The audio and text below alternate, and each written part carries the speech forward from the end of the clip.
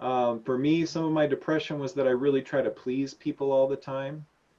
And, you're always eventually going to disappoint somebody. Just because you go to sleep doesn't mean you're resting. It is really good to try to check in with yourself with your mental health, right? So Mm-hmm. what today made me sad, what today made me angry, what today made me scared, and what today made me happy. I'm so powerless I can't even lay it down. I am clutching this relative in my hand. Watch me flip the switch like this. I think I might have asked this already, Mm-hmm. but or you might have answered this in a way earlier. But what is something that people can do to like maintain their mental peace? Because like I was saying, like even if you go to pastors, for instance, or CEOs or people that are like, kind of owners of a business or some type of organization, they Mm-hmm. seemingly kind of run around a lot, like they move a lot, and Mm-hmm. there's a lack of mental rest, but Right. I'm saying maybe there's the physical rest where they lay their bodies down and go to sleep for a while, whatever. And Mm-hmm. I'm one that believes that just because you go to sleep doesn't mean you're resting. Right. And I'm saying resting, I look at the word restoration, and if you're not, that like rest is a short term for, or an abbreviation almost for restoration. Like, Right. what I'm saying? Like you see the word rest in restoration. That's the beginning, that's the root part of your that's the root word for it. So if Mm-hmm. you're not being restored, like if you don't wake up, to me, if you don't wake up restored or feel restored, like what I'm saying, if you don't feel like your mentality, your mind, your emotions, excuse me, it, if you don't feel like those things are being restored when you wake up, then to me, all you did was sleep, but you didn't rest. Right. Right. Wow. So So well said. I've never heard somebody put it quite that way. That is yeah, a like, cause great I way to mean, if you frame it. think about it, there, and I think, especially if you've lived long enough, and I don't mean like 50 years old, I mean like even if you live to be like 20, 15 even, Right. if you've gone to sleep angry or in any type of mood, 9 times out of 10, you're waking up the same way, if not worse.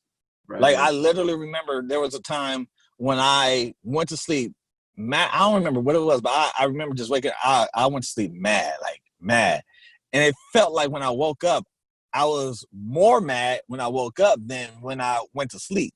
Mm-hmm. So it was like, yo, I didn't rest. I don't think that's when I got the revelation. I don't think I got to after that. But I just remember that was one of those times in my life when I did that. And looking back, to me, that's proof that just because you go to sleep, that does not mean that you rest. So if you don't wake up, rested, if you don't wake up feeling like you have the energy for the day, if you don't feel, that strength and things like that and that motivation, I don't think that you rested. I think that we just slept. So Right. is that do you have any tools for people that they can use to maybe figure out how to, what I'm saying, really not just get to a point of where they have a habit of resting Right. mentally, but but just, what I'm saying, just even maintaining it. Right. Right. Like Yeah. how do we protect that mental peace? Yeah. Well, I think, one of the things I really like, which relates to what you say, is it's really important to kind of clean things out at night, right? So from Mm, your mental kind of mindset. So we go through the day, we experience hardships or difficult things, or somebody teases us and we didn't like it, or all kinds of things, right? So I always think at the end of the day, it is really good to try to check in with yourself with your mental health, right? And that can be a number of different ways. Like I said, some people journal or whatever. I like to try to check in with myself on those four primary emotions, right? mm-hmm. What today made me sad? What today made me angry? What today made me scared? And what today made me happy? And I like to kind of either write about it or think about each one of those. And if I can't think of one, a lot of times I'm in denial because a lot of stuff Mm, happens all day long, right? So if yeah. I can't think of something that made me even just a little bit angry, then I might be like, that might have been so painful that I just pushed it off to the side. So I really challenged myself to come up with one of each of one of those things. What made me sad, angry, scared, happy? And if I can't, especially Interesting. a couple days in a row, I couldn't think of anything that made me scared, then I'm probably, there's probably something I don't want to look at. All right. So I like to do this check-in at night about those feelings is one of my big things. I always tell people too, you can get on YouTube and you can also listen to, they call them, guided imagery.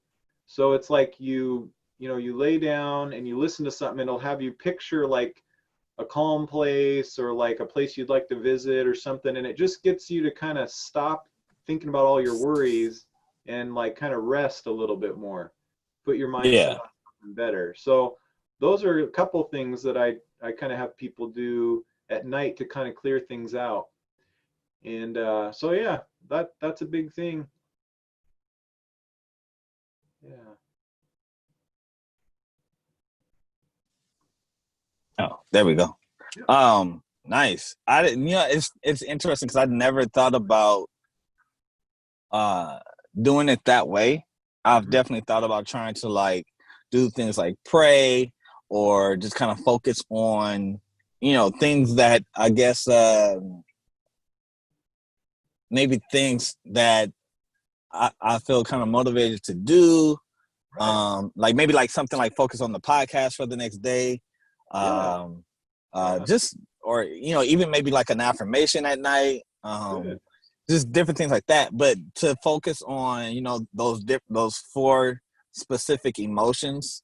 Right. As far as like, okay, what triggered fear? What triggered happiness? What triggered being angry? What triggered this? I think that's definitely great too, because I think sometimes not reflecting, and if I'm not mistaken, Dre does this. He reflects on his day most nights before he goes to sleep. So I think that's something that I think not doing reflection is something that maybe sometimes causes us not to rest at night. You know what I mean? Like it just causes we just sleep, but we're not. You know what I'm saying? Like, because I truly believe, mentally speaking, that's what causes most of our energy to either be depleted or preserved. Right. Right. Because there are days where I don't necessarily do a lot of physical activity, Right. but because my mind seems to be constantly working, whether it's I'm having these conversations in my head and just kind of living in my head that day, having conversations with people that I'm not bringing out to them, or different things mentally speaking. Right. I seem to be more tired those days than the days that my mind is not necessarily working, putting in that type of energy, Right. and doing maybe more physical work. Right. Right. Yeah. So it's I think there's a lot more power that is an energy that's there mentally that we really don't realize yet. And Right. you know what I mean? And so Right. And I'm hoping that there's a lot of no, go power, ahead. I think, in relationships. One of the things we feel Absolutely. things about is Absolutely. our relationship to our community, our relationship to people we love, our relationship with people at work. And so I always say, the relationships are one of the most like stimulating things for the human brain, right? So, I Mm-hmm. mean, you could not do a lot of physical work, but if you're interacting with your community or other people, or if you're just feeling like, a lot of the difficulty we're seeing in our society right now, like that's going to wear you down if there's not a Yeah. place to kind of process some of that, right? So, yeah, and there's a lot of opportunity right now in our world to feel, sad, angry, and scared, and also happy, right? But yeah, Mm-hmm. we want to clear that out each day and not kind of let it linger into the next. Interesting. Okay, one more quick question before we move out of here. Wait, I have one more too. Okay. Okay. I have one more I'll too. let Jay go Sorry, first and then I have and I'm a one. little preoccupied. You probably can see that. So I'll just try to like hop in when I can say something. But I mean, we're on the last one. But I do have one more. So Right. Paul, this is a little personal. Paul did tell me that you are somebody who is very intense about growth in life, and like looking, trying to expand your perspective and stuff like that. So like maybe share with me, maybe like what's one of your methods on how you do that, and like why are you so intense about it, or why is it so important to you? Oh yeah, well, yeah. This is a whole Okay, can. wait. Before we get into that Yeah, one, then, because I don't want to flow out of it, then go, you know what I mean, then go back sure. to it. So we'll Yeah, end with Dre's question, right. and I'll Okay. just in case I'll type it up just to like make sure that we can that we get into that one. But Right. what is maybe at least one thing that you do to kind of like help yourself not allow things to linger on. What I mean by that is, and I'm asking that because you talked about, you know, like we talked about kind of like being able to go into your sleep, you know what I'm saying, and resting that night. And so, you know, you kind of maybe journal about it. But like if let's say that there's well, I'll use me for an example because I've done it. I've experienced this where I'll maybe like I'll like maybe use God, not use God, but like I'll go to God about something at night that maybe I'm like really angry about, Right. and then it kind of more or less seems like I'm still like once I kind of leave from that and go to sleep, I'm still kind of like just there in my anger. So it's like I'm going to sleep still not being able to rest. Right. So I'm bringing that up to ask like what is maybe something that can be done to kind of get yourself, I guess, to because I guess I feel like the simple answer is well, you got to let it go. But some people, because I've talked to some people where they feel like they don't know how to let go though. Like they want to, but they don't necessarily know how to. Right. So do you maybe have any methods or habits or anything where people can kind of learn, you know, or they can apply to their life how to actually let go of the issue or the emotion so that they can like, you know what I'm saying, so that they can rest. Right. Right. So that's what you're talking about is what I like to call an obsession. All right. So obsession. Interesting. So an obsession can take on the form of anger or sadness or fear.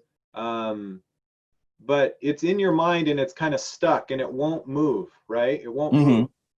This is my opinion about an obsession. An obsession means there is something that you're powerless over that you're not willing to admit that you're powerless over. All Ooh. right. So tell me what I mean. This is what I mean. A lot of times Wow. in therapy, all right, we're looking for what we can be empowered over, right? I'm going to Mm-hmm. use tools and I'm going to be empowered. I'm going to use my resources. I'm going to be empowered.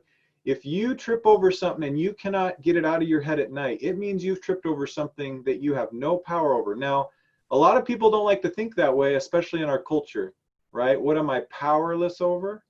Mm-hmm.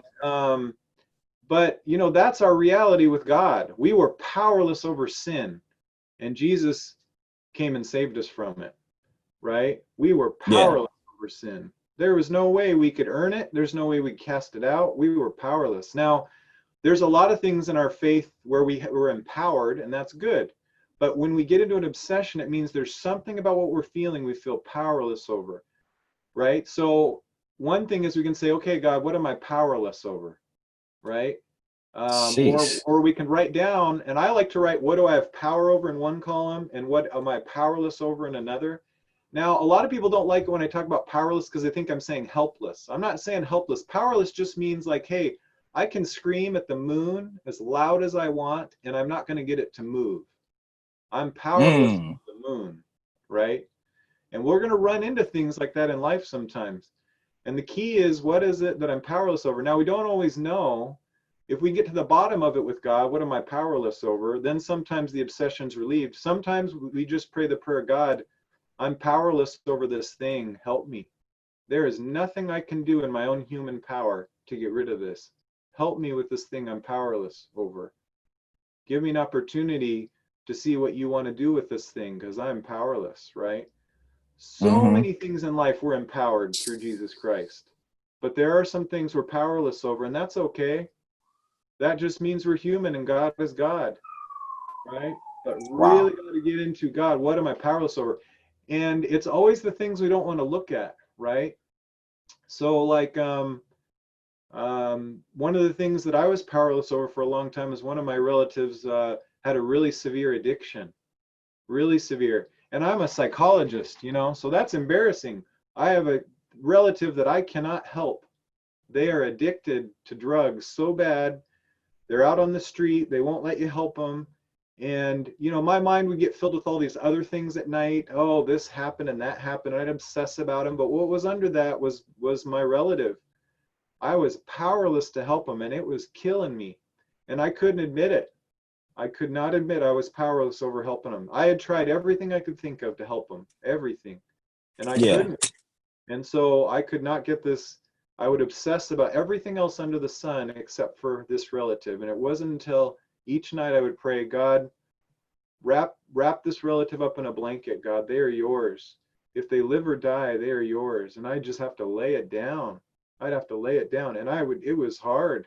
And some nights I would say to God, hey, I'm so powerless, I can't even lay it down. I am clutching this relative in my hands. You know, even in my unconscious, where I'm not thinking about it, I'm clutching him, and I will not let go. I am powerless to even let go of this person, God. Intercede for me.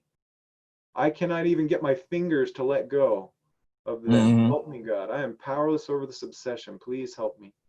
Right?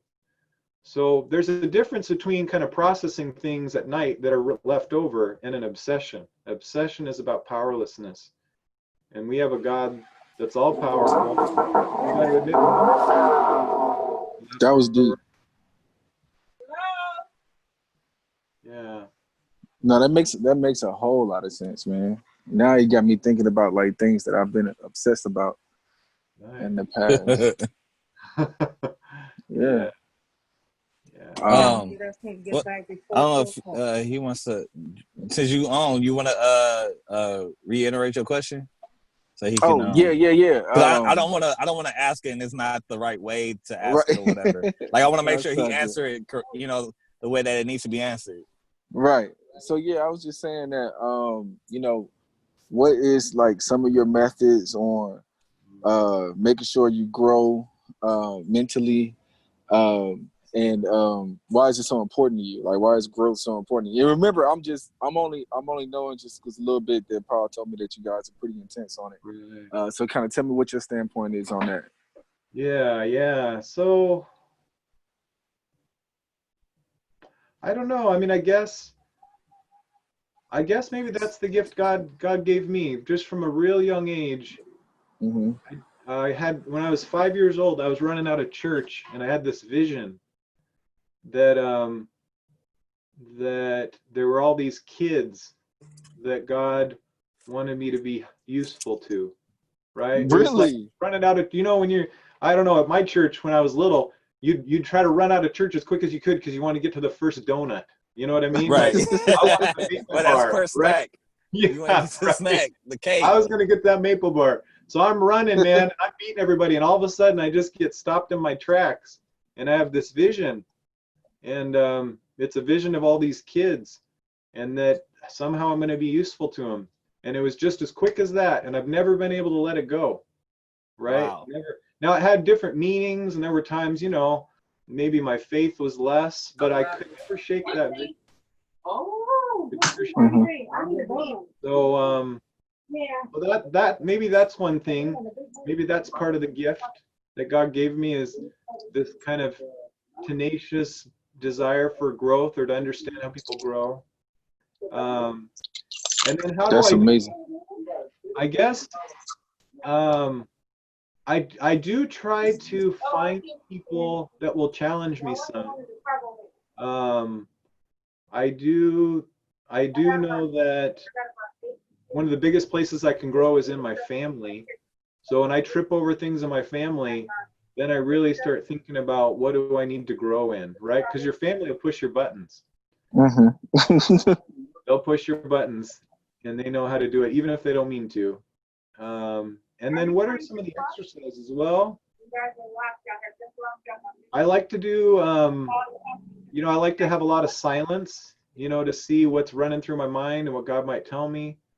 I also do this exercise called Gestalt therapy, and you can do it with yourself. And that's when I trip over something, I pretend like the person is in a chair sitting across from me, and I say everything that comes to my mind that I want to say to that person, even if it's ugly, right? Now, why do I do that? I think I'm confessing to God my deepest feelings, deepest hurts, and deepest sin. So I sit down, I put another chair in front of me, I just start saying everything that I feel about that person. Everything I'm mad at him about, everything I'm sad at, I just say all of it. And then I tried to have them in my mind, I say out loud what I think they would say back to me. And I have this conversation back. Really? Yeah. Wow. So you look like a crazy person, but what happens is you really get a sense of what's in your heart and then what you put on other people too. Right? So you Right, go because you might be saying right. And then at the they end, actually don't think. sometimes I'll pray or I'll ask God to help me know either what needs to change in me or what I need to do in my relationship with that person. It's not always my fault either. Sometimes I've picked up on something they're doing to me. But a lot of times it's something in me that needs to grow, right? So that's a big thing I do. That's intense. Yeah, it's an intense exercise. Yeah. I'd be willing to show you guys how to do it sometime too, individually or whatever, because once you learn it, it can really go a long way. Yeah, it sounds like something I would definitely be interested in. Have you done it with a group before? A little bit. Yep, I've done it with a group before. Yeah. Wow. Yeah. And there was one other thing. When it comes to growth, oh gosh, it slipped my mind.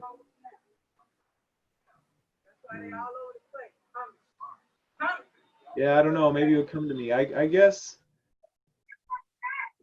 I think that's what it was. All right. The other thing is I always tell people it's really important to be playful with your spiritual gifts, right? What you mean? Well, what I mean is once we get to a certain age and we actually kind of know what some of our gifts are, we try to like find some way to like do it really well. You know what I mean? Like, like preach with it, or I'm going to go do this with it or that. But God will give you opportunity to be playful with it. This is what I mean. Let me tell you a story about me. So I was with my friend and we were hiking up in the mountains in California when I lived down there, right? We're just hiking up this trail and we're talking about spiritual gifts. And I said to my friend, I said, hey, just the other day I realized God gave me this spiritual gift of peace. Like I can bring peace to a situation because God has laid this peaceful presence to me, right? And now he was like, oh, that's crazy, man. We're talking about it. Well, as we're hiking up in the mountains in California sometimes, they keep all those boxes of bees, where they're like making honey and stuff. I don't know if you've ever seen it. Way up in the mountains, they'll have these big long lines of boxes of bees, or they're hives of bees. No, I didn't know that. We walk up to this and there's two really long rows, probably about, 100 yards of bee boxes, right? They're swarming and buzzing and all kinds of things.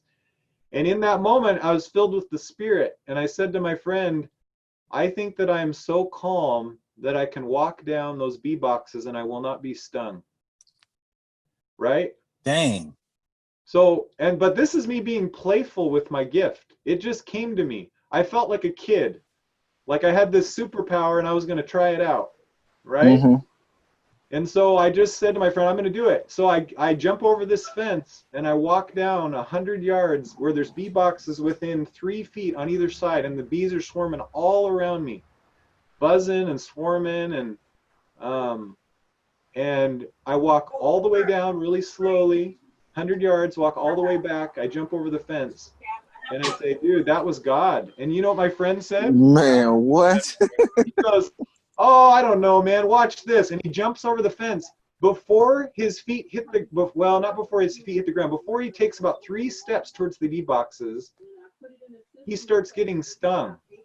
Over the fence, running, and he gets stung 8 times.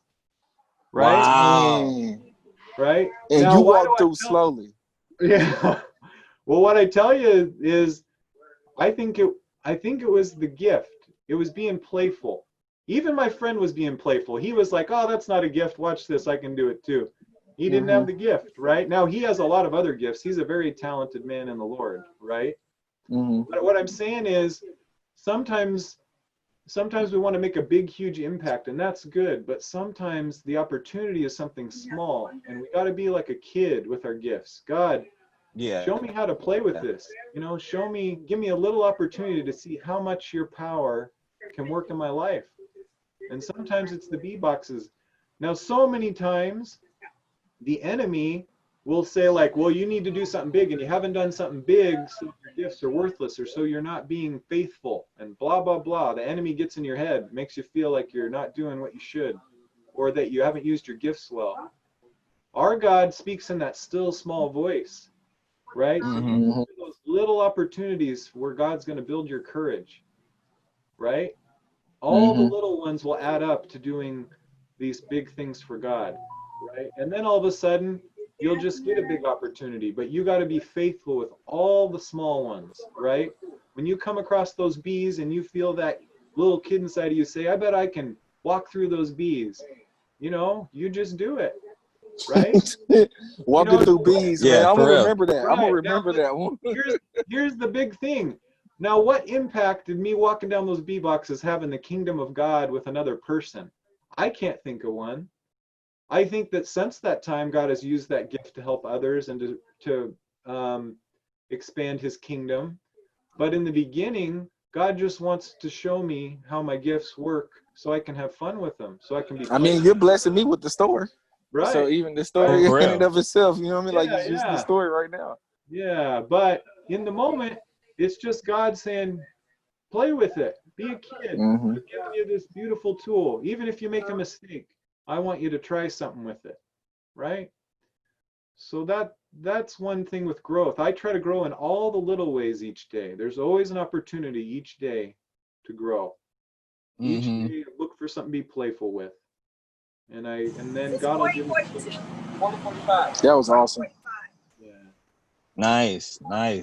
One thing I'll add to that real quick too is, you know what I'm saying, like you have faith like a child. And usually children, when they have faith, like they don't doubt. It's not like, or they don't even have it all figured out either. It's just, this is what I believe and I stick to it and I run with it. And there's nothing else that can, you know, stop me with that. So I want people to think about that. Like, and I'm not saying like, you know what I'm saying, go, you know, try to be like, you know, Chris Waters and actually walk with, you know, physical bees. But there is a bee box. You know what I'm saying? There's a yard full of bee boxes, figuratively, right, in each of our lives that we have the ability, that we have the faith to walk in and not be stung by. Right. And you know, I think that the scripture where Paul, you know, kind of says, you know, basically, you know, no. Is it Paul? No. I'm sorry. It's over in Luke, the one where Jesus says, you know, he's, you know, giving us power to tread on serpents and scorpions and, you know, over all the power of the enemy, and nothing shall by any means hurt you. Like that. I think that still that applies to the bee boxes. Like, you know what I mean? Like you just have to have faith for your lane. You know, because not everybody again can do things like, you know, walk on water like Peter did and Jesus. You know, not everybody can do what you did, which was, you know, walk with a yard full of bees and never be stung. You know, not everybody can walk into a physical lion's den and not be eaten. You know what I'm saying? That's not for everybody. But it is to show that if you walk with God, he will keep you protected. You know what I'm saying? You just gotta walk in your lane.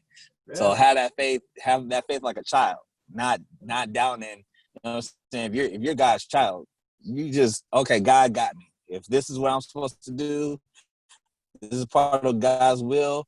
I know I was praying. I knew what I was supposed to be doing. I was doing right. God will take care of you, even when it looks like there's trouble.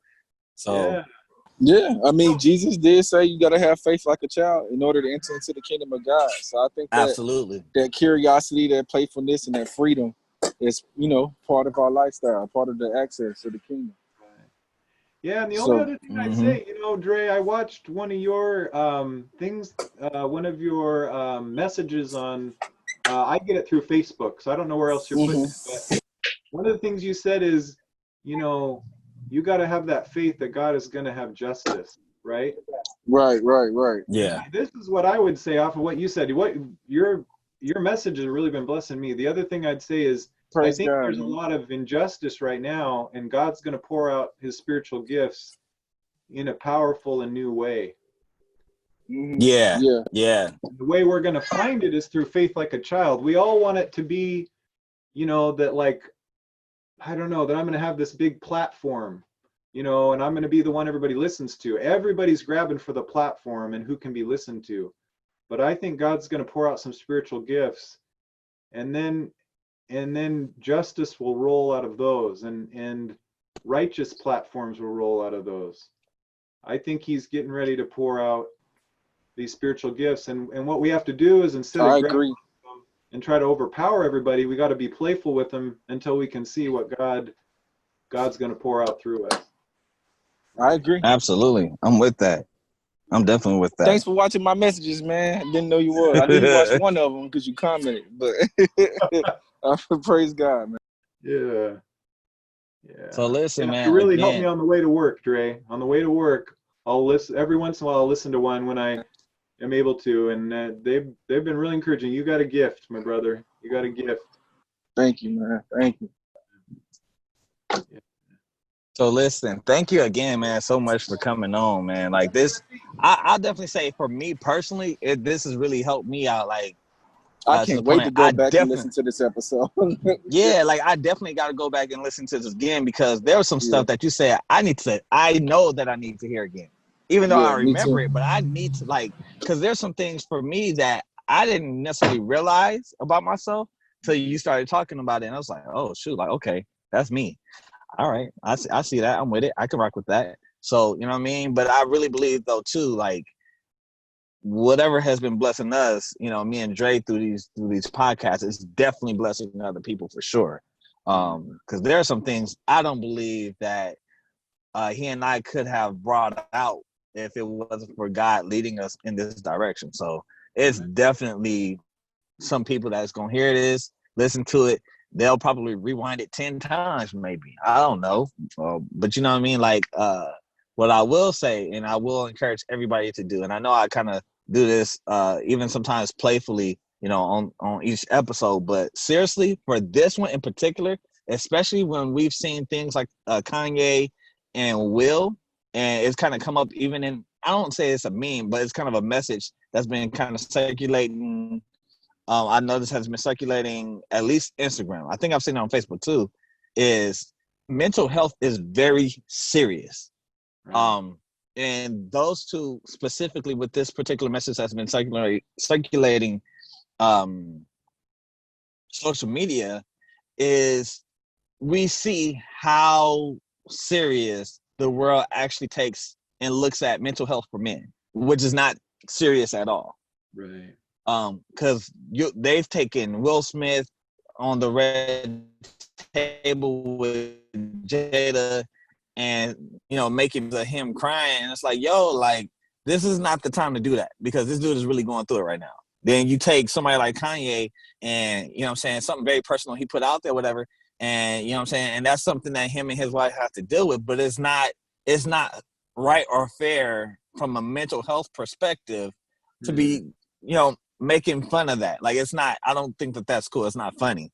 Men need help. Men, and I'm not saying women don't, because there are plenty of women and plenty of children who are dealing with things mentally, and their health is not that great on a mental level. But there are just as many men who are in need, serious need of mental health. We're looked at and I think women are looked at the same way, where it's like, you know, both of them, we kind of taken both of them and saying, well, you just kind of got to deal with it. You just kind of got to deal with it. You just got to deal with it. And we raise our kids up the same way. And now nobody's getting the help that they need from a mental perspective. Like, I'm pretty sure there's a lot of people on our friends list, a lot of people that we're following and that are following us on Instagram, on Twitter, or whatever. They're not getting the mental rest that they need. They're not. Right. Because a lot of people, I guarantee, a lot of people have a misunderstanding, a misconception about what rest is, about what mental health is, what how important mental health is, what mental rest really is, and what it looks like, what you can do to get that mental rest, how to protect and maintain your mental peace.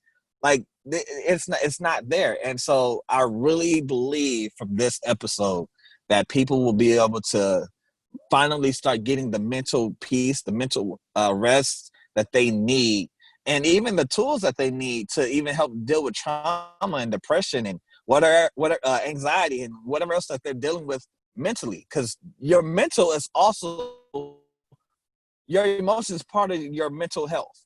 So if your emotions are jacked up, you dealing with a lot of stuff mentally speaking too. Right. So please, by all means, if you are listening to this episode, and I think from the length of time, this might be broken up into 2 different episodes.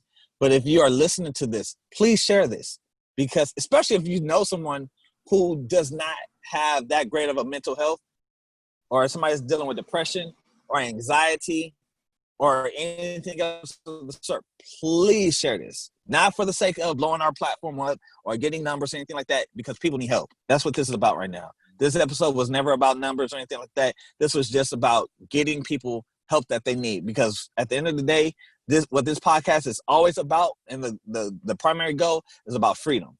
And freedom consists of your mental health as well. So again, thank you for that. We're going to get into this quick lightning game real quick. For our audience that does listen to us, they know by now we have a quick lightning game every week with our guests that come on the show.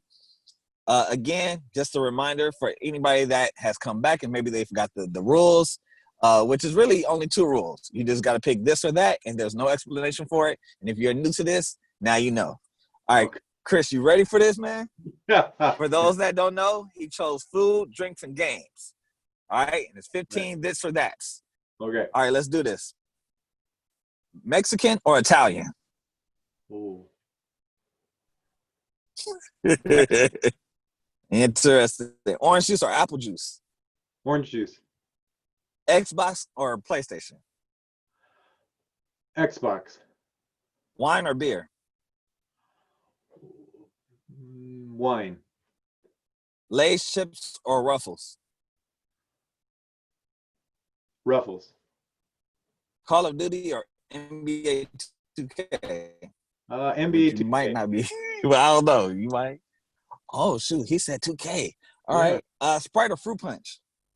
Sprite. Burgers with cheese or no cheese? Cheese.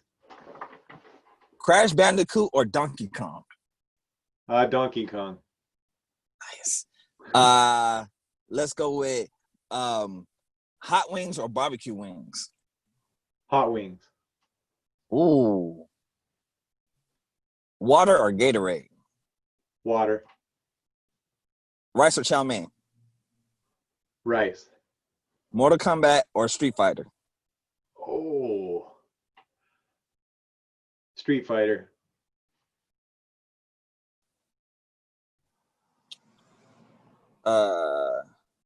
Kool-Aid or lemonade? Lemonade. Nice. Last, I think it's 2 more. Domino's or Pizza or Little Caesars? Domino's or Little Caesars? Domino's, Little Caesars, or Pizza Hut? Oh, Pizza Hut. Pizza Hut. Yep. Okay. And then last one, Super Nintendo or Sega Genesis? Super Nintendo. Nice. Woo! Yeah. Thank you for that, man. That's something I'm Yeah. working on in myself. I for many years I was kind of more of the person that sat back and observed, and I didn't always give my opinion. So I appreciate that. That's blessing me today. It's making me Nice. just give it, not think about it. Right? Getting through my Yeah, defenses. no. I like that. That was good Yeah. for my mental health. I appreciate you for that. Nice. Yeah. No. One thing I wanted for this podcast is for people to come on and not just be serious, but to also be able to laugh a little bit, be able to kind of have a healthy debate about things or whatever. Because I think it's fun. You know what I'm saying? I love a good debate. You know what I'm saying? We can talk about food all day. We can talk about, basketball or, games or whatever, and just have fun with it. You know what I'm saying? You got to have fun. It's kind of like being a kid. You know what I mean? Like Yeah, in the midst of right. all the seriousness, still being a kid, you know what I mean? Having that faith, you know what I mean, so to speak. So Yeah, for sure. You're living it, yeah, dude. You're living it. yeah, yeah. So Dre, you got anything before we end, like officially end this?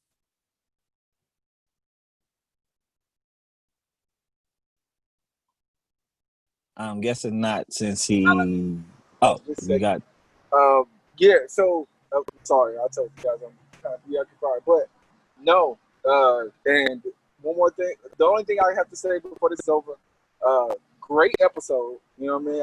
I hate that there was some parts I had to kind of be out of, but I'm gonna go back and listen to it. You were a great guest, and great choice on picking 2K. You know, I'm with you on that. I saw that. I threw a thumbs up. I don't know if you saw that, but yeah, great choice. Yeah, I won't disagree on the choice of 2K. I'm not saying I guess it just depends on the mood that I'm in for whatever game I want to play, because they're both great games. I don't say 2K is better than Call of Duty or Call of Duty is better than 2K. They're both two great games. We're not going to debate them. Yeah. And we're not going to have another debate. Whoever's trying to say, you know, one is better than the other, whatever, that's between y'all. I'm just going to stay in the middle and let it be that. Let y'all enjoy that debate by yourselves, because I'm going to enjoy both of the games regardless. So, yeah. But anything else? You happen to have anything else that you want to put out there, Chris, before we walk out? Yeah, let me just tell you a little bit about my story with mental health. All right. Just because I think Nice. Oh, for sure. I grew up in the church, and yeah, it just lets you know kind of what you're facing. So I grew up. I had quite a bit of depression, and I didn't really know why when I was a teenager. And it was really strange. I'd have these feelings like, man, maybe I should run away from home. And I came from a pretty good home, right? And I'd have these times where I couldn't barely get out of bed, but I could just barely get up and like go to school and like do what I needed to do, and then like I would just avoid everybody after that. And I just had a lot of really bad feelings inside. Just felt bad, you know. And I'd go to church, and church would help for pieces of it, you know. God would speak to me, and I would talk to my like youth group leader, you know.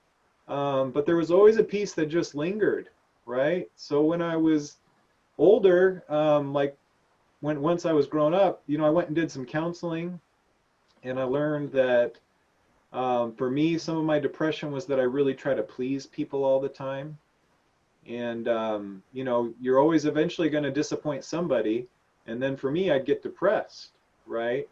Um, I also, you know, later on, I had Paul Kim pray for me, you know, so this was like a kind of the spiritual part of the depression. The mental health part I addressed in counseling, and then there was a spiritual part that was still lingering, and I had Paul Kim pray for me, and he said to me, he goes, hey, do you want God to take away part of your depression today? And I blurted out, no. Right? Yeah. I was surprised.